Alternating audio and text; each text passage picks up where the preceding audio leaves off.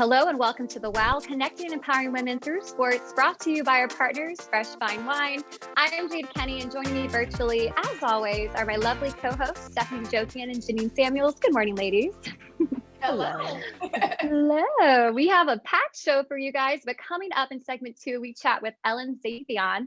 And if being the first female sports agent and attorney in the NFL wasn't enough, she has represented the U.S. women's soccer and softball gold medalists and extreme athletes collectively and held the title of commissioner for the Central Atlantic Collegiate Conference.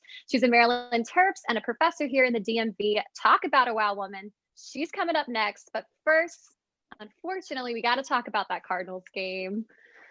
No. Yes, we do. My initial take is we witnessed those growing pains that Coach Ron Rivera has warned us about. He hit the nail straight on the head when he said that we played against two opponents, the Cardinals and ourselves. Hard enough to beat one opponent. We had to beat two. It's clear. Yeah, it's hard to beat, like I said, it's hard to beat two opponents. We played against ourselves. It's clear that we need help on that secondary and that O-line. Haskins has got to calm down and settle in sooner, especially with that pressure in the pocket closing in on him. He's got to get in rhythm faster. And all in all, we just got to be better. What other negatives did you guys see? Yeah, no, ditto, everything that you said, right? So we didn't even score until the third quarter. So definitely agree that we have to get our second half Haskins and our second half Washington football team. We have to get them to show up in the first half. Another thing I feel like really hurt us were turnovers. Turnovers were a huge problem, and those made a big difference in the game, made a big difference in the momentum. We had a turnover in the red zone. We have a turnover at a punt, and we got knocked out of field goal range on a sack. So all of that's really going to hurt us, obviously, when we are making these types of mistakes.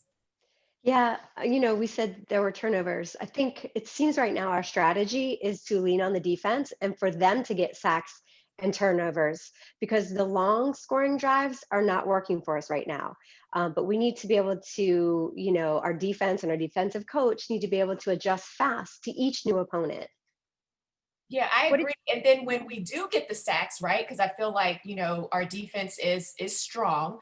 We could have been a little more aggressive. I feel like this first game, our defense was really aggressive. But then when we do get those sacks, we have to actually convert. So if we get an interception, we have to be able to convert on that interception.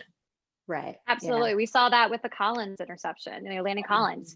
They can't give the offense opportunities and the offense not capitalize on it. I mean, there's issues on both sides of the ball, but all in all, we have got to figure out quicker how to play. And we're going to play against some good teams. I mean, don't get us wrong. The Cardinals are a great team. I mean, Kyler Murray is fast. He is impressive. I mean, that's hard enough. And you can't go out there and give them points and give the ball away. And it's going to, unfortunately, I think, like I said, we're going to see a little bit more of this year. And we just have got to figure out how to capitalize on the opportunities that we do get.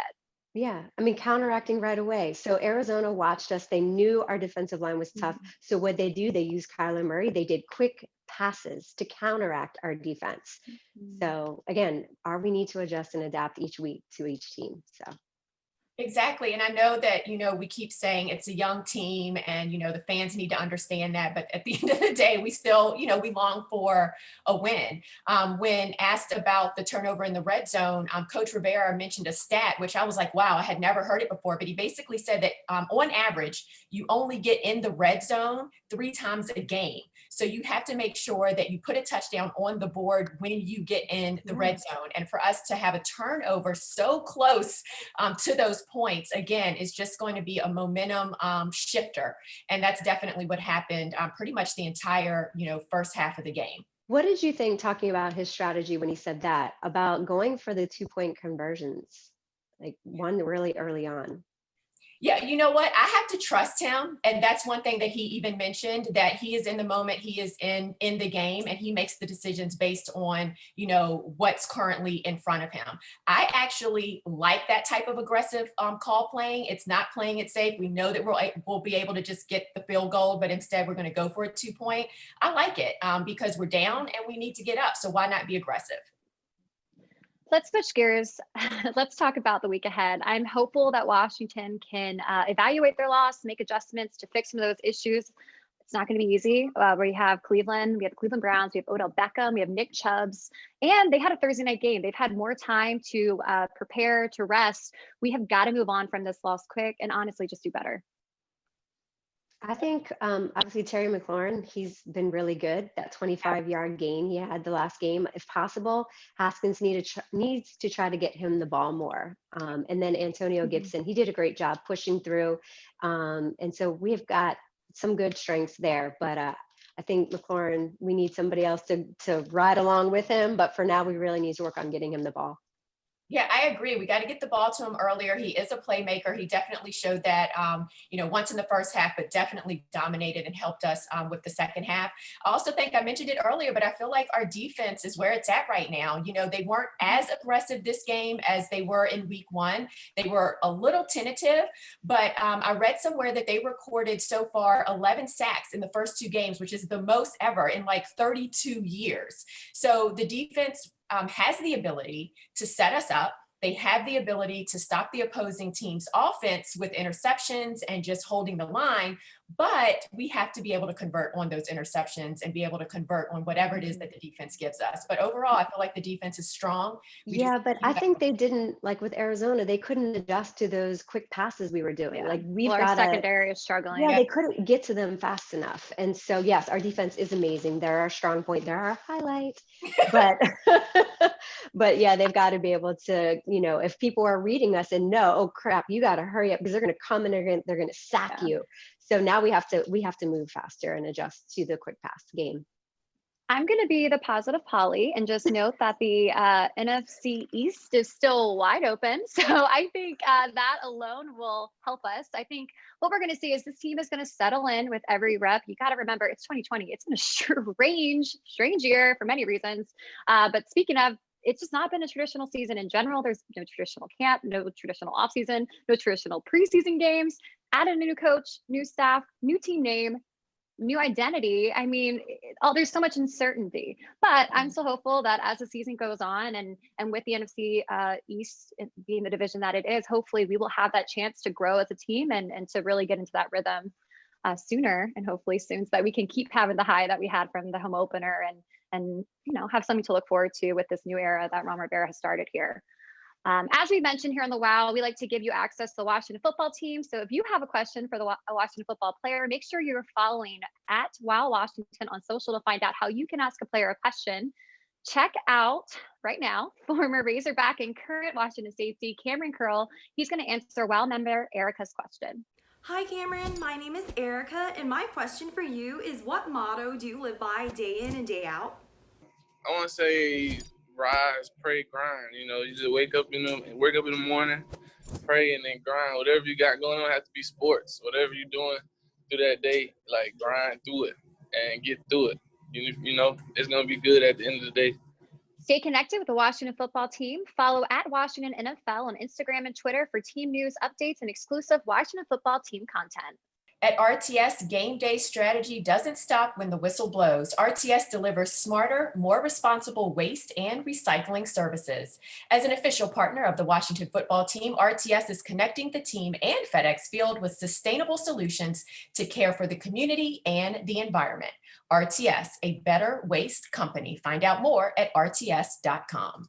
It's time to drive. It's time to explore. It's time to get to your local Honda dealer for model year clearance. Your clearance deals on everyone's favorite Honda models.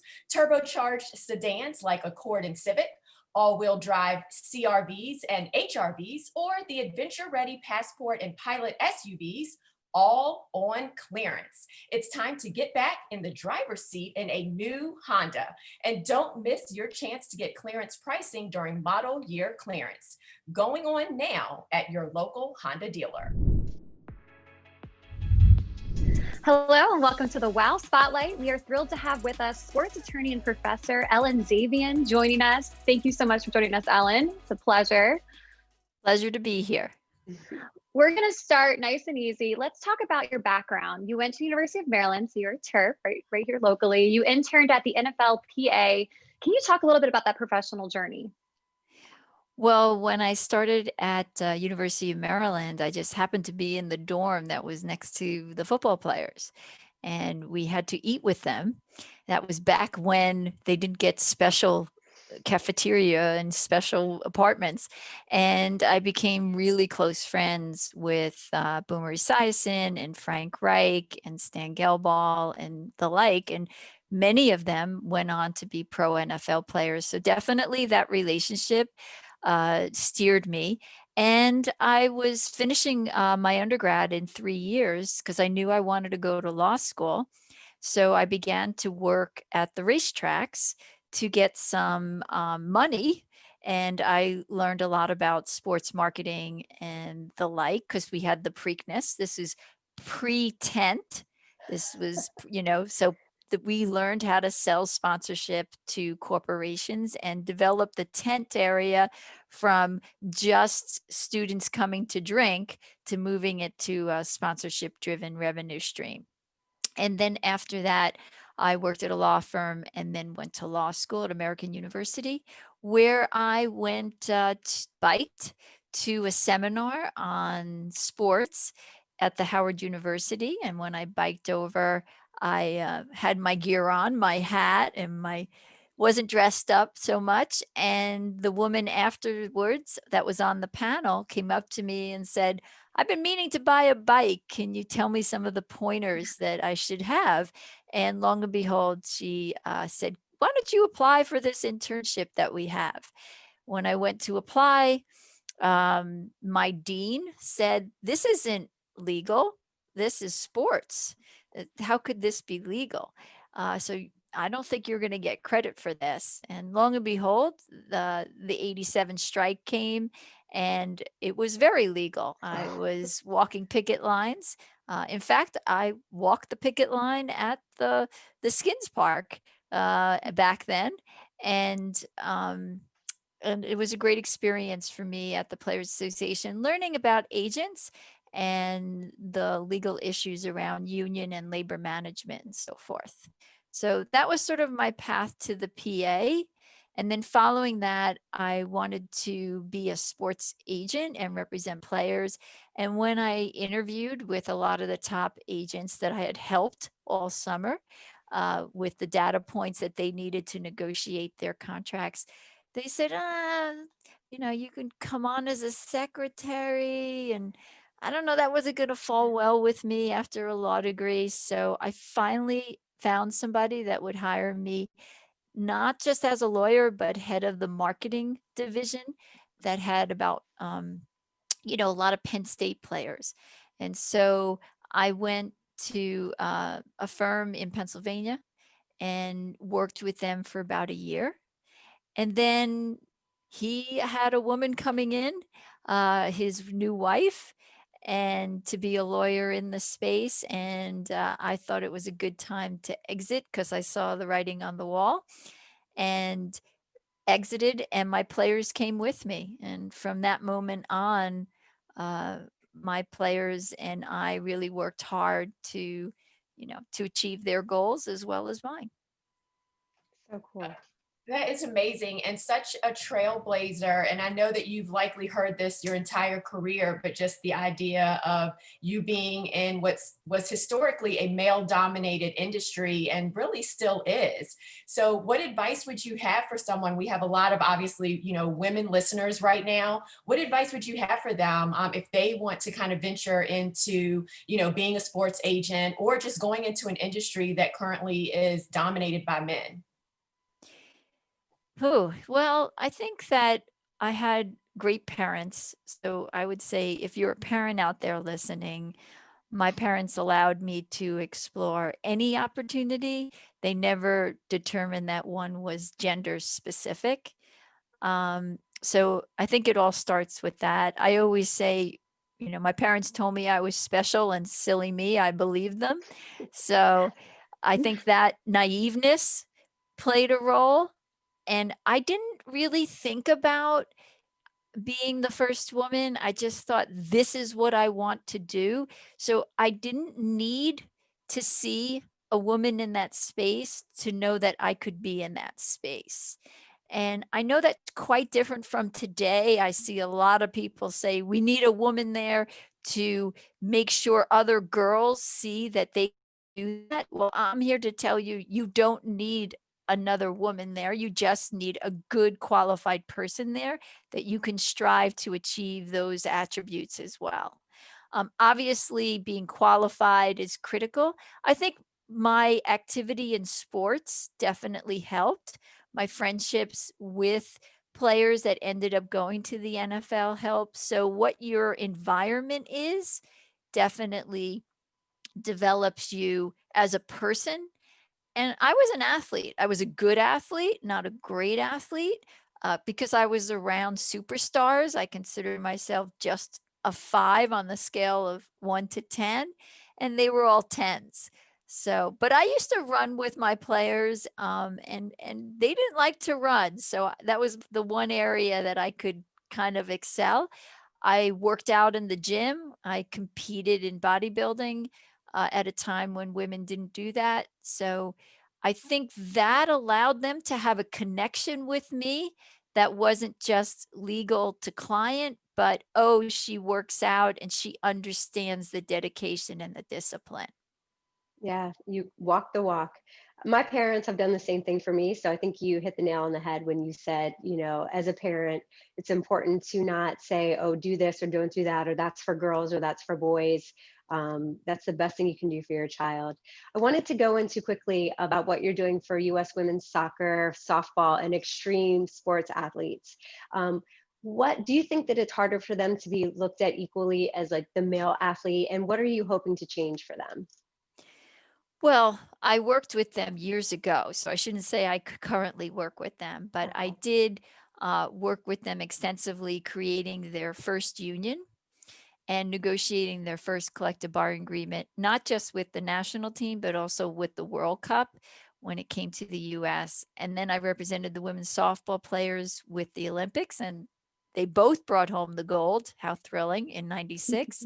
And then represented the X Gamers, which they don't like to be called that. They're action sport athletes, and represented them to have rights to their images and negotiated those contracts with ESPN slash Disney in 2000.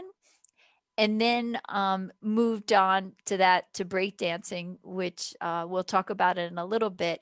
But what what I laid and what I did was a foundation.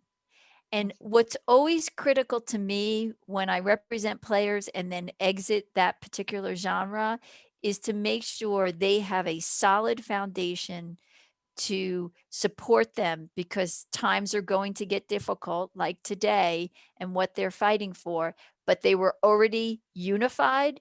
They already had a labor entity, and they already had a solid knowledge and education, because I constantly educated the athletes on what was going on. And those are the things that are really critical to me, that we shouldn't treat the athletes as not understanding. They just didn't have the time to focus on the education that perhaps you and I were, because they were doing a full-time job being an athlete. Yeah, and I want to explore that a little bit more. We talked about this last week on our show, but we're seeing a lot this day, and especially in 2020, athletes and organizations really speaking out on social issues and social justice issues. That's something in the past that, usually athletes would kind of shy away from having their own identity and speaking out. I just wanted to hear kind of your opinion on what we're seeing today with people really standing up for what they believe in, and kind of having their own identity outside of their team. Well, I can say I've met a few athletes that are willing to take a stance on an issue, but they're not the vast majority. But as I always say when I'm organizing athletes, uh, it is a unique athlete. I call them the Kurt Flood of that sport. And they don't just happen across the board, but you know it when you meet them. At least I do. I know when I meet that person, I don't need 100 of the athletes in the room. I need those 2 or 3 that are willing to walk and talk the same. So to me, it's not the quantity of athletes that are speaking out, it's the quality of their message and their determination to unify the rest of the athletes. Right. And you know what, I love that. And what another thing that I really love about you is that you are so inclusive as far as all types of athletes. And you mentioned it, and I want to get to it really quick because I can't believe our time is almost coming to an end, but you talked about breakdancing.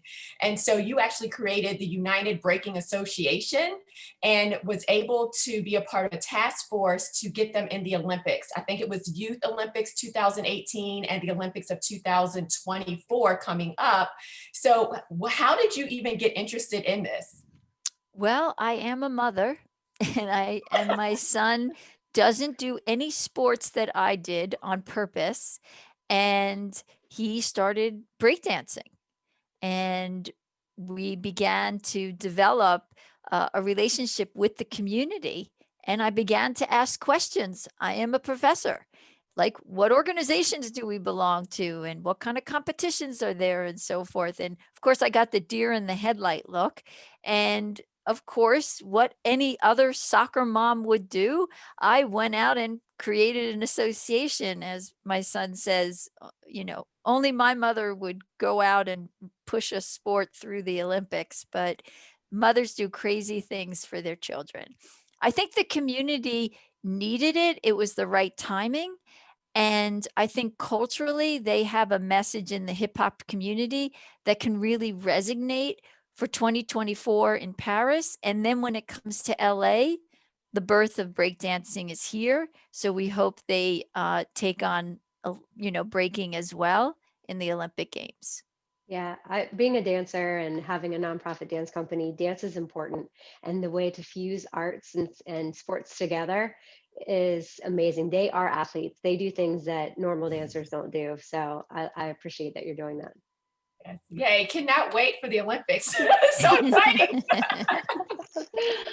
Ellen, unfortunately, somehow our time has come to an end. We're going to have you, probably like monthly back on here just to talk about everything. You have your resume and everything that you are doing and have done and for the future of women in general and just in this industry is incredible. So thank you so much for taking the time to be here on the WOW. Before we let you go, can you just plug to our listeners where they can find you or follow your work? Oh, so I do tweet. It's at Zavian. And I am on LinkedIn, and I mostly focus on negotiations and tactics.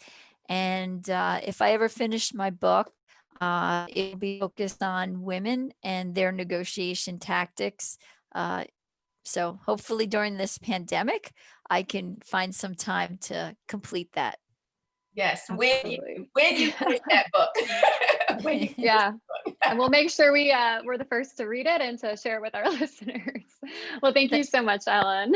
Thank you. Take care. A new decade demands a new kind of wine as consumers continue to embrace healthier lifestyles with beverages that taste great and keep in line with their dietary preferences.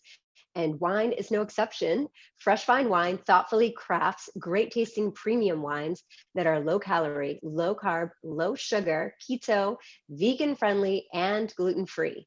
Fresh Fine Wine pairs perfectly with your active lifestyle without sacrificing on taste. Available in select stores in DC and Maryland. And I have to say, their Chardonnay is fast becoming my favorite white wine.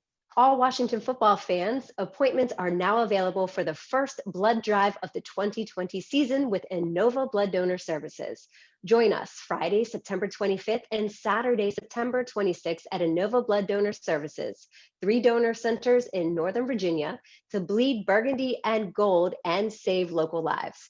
As a thank you for your donation, all Washington football team donors will receive an exclusive team sweatshirt and be automatically entered to win a pair of 2021 season tickets, virtual player appearances, and more. Visit www.innovablood.org/washfootball or call 1-800-BLOOD-SAVES to make your winning blood donation. We are heading into WOW Overtime, brought to you by Fresh Fine Wines. Right before Ellen closed off, when we were done recording our interview that you just heard, she gave us a little pep talk to keep the ball moving forward. It really hit home with me. I think as women, and especially myself, I get so wrapped up in kind of the everyday and making sure that I'm doing everything for everyone and also myself that I forget kind of like my purpose and why I'm doing what I'm doing or why I've done what I've done. And just to hear that from her as someone who's so accomplished in the industry, to say like, I'm a champion for women, and I really see what you women are doing, and I want to make sure that, we keep fighting the fight. It really hit home to me, and it could not have hit home at a more perfect time, unfortunately. I think it's important that we recognize the loss and the legacy of Justice Ruth Bader Ginsburg. As everyone knows, Ginsburg was a pioneer for gender equality and equity throughout her distinguished career. This loss has been very heavy on our nation. She was a champion, to say the very least. Yeah, I mean, so many amazing things that she did. People would say to her, when are you going to be done fighting for women's rights? And she would say, when all nine are women. So meaning she wanted 9 women in that Supreme Court.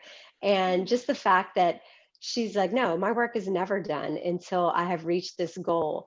And I think, often as women, when we battle things, that trying to provide opportunity for other women, much like Ellen Zavian about, we can be looked at as being mean or kind of the B word.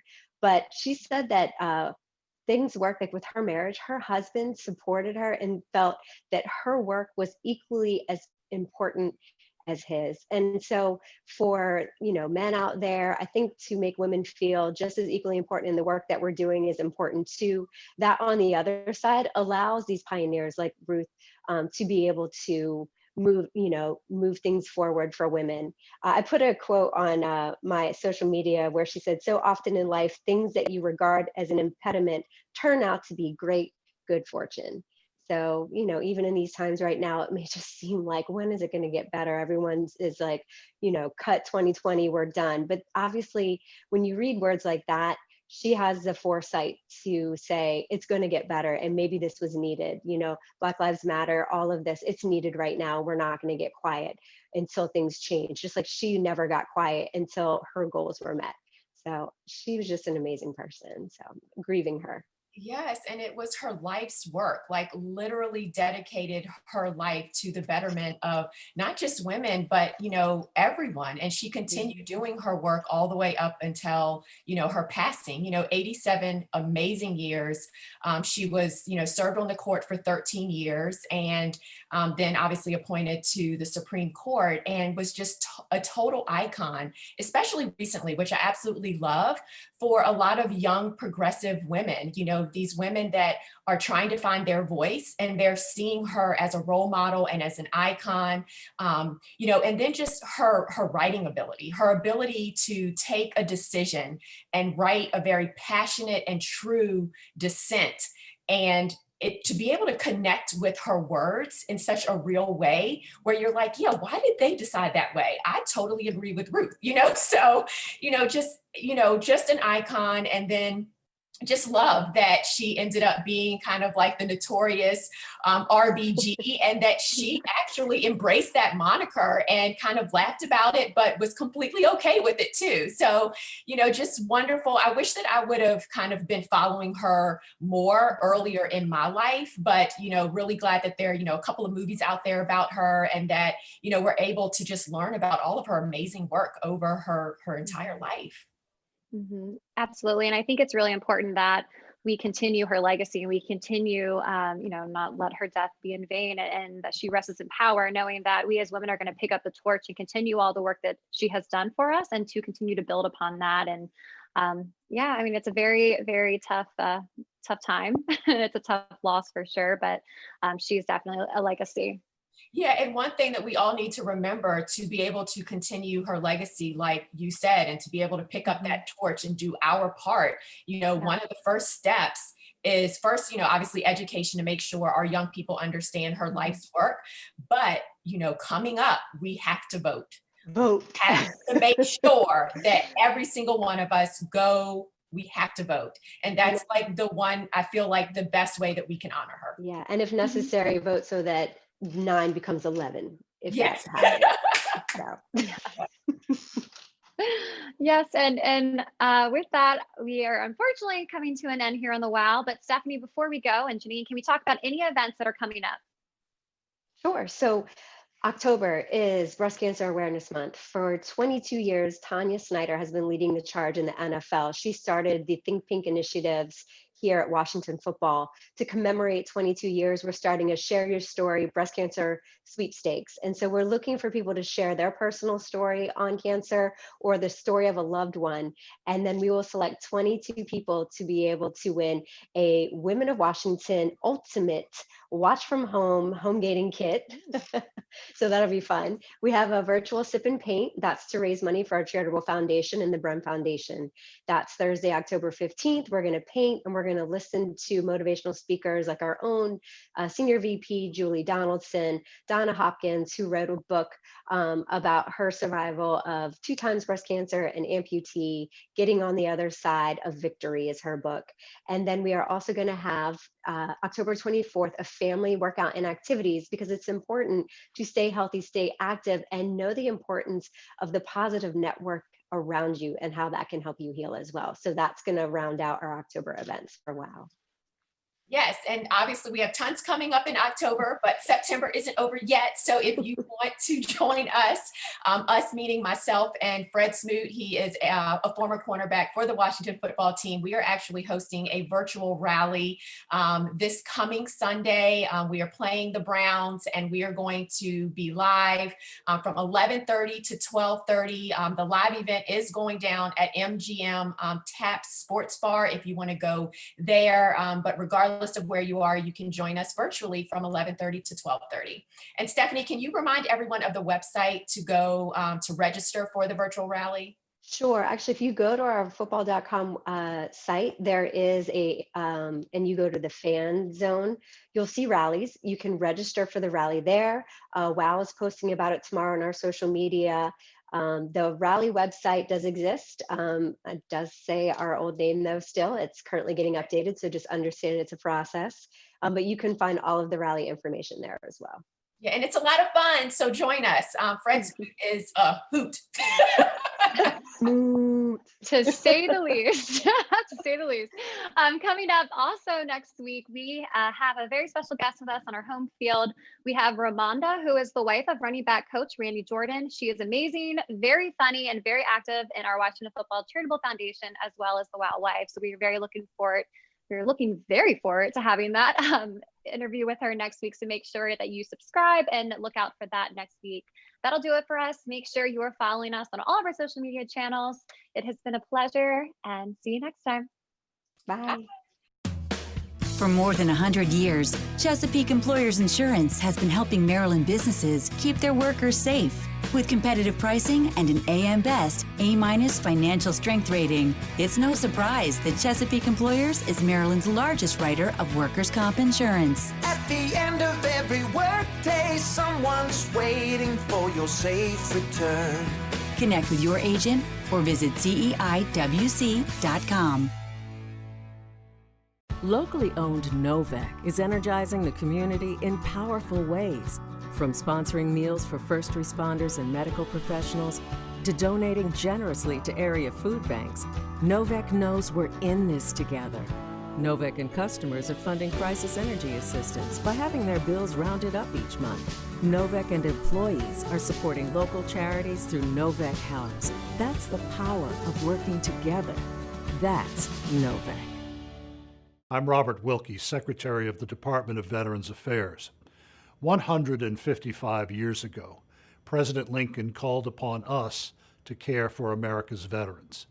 Today, you can help answer that call. We are looking for physicians, nurses, and other medical professionals to help protect veterans from the coronavirus. Go to va.gov/join us or text VA physician or VA nurse to 97211.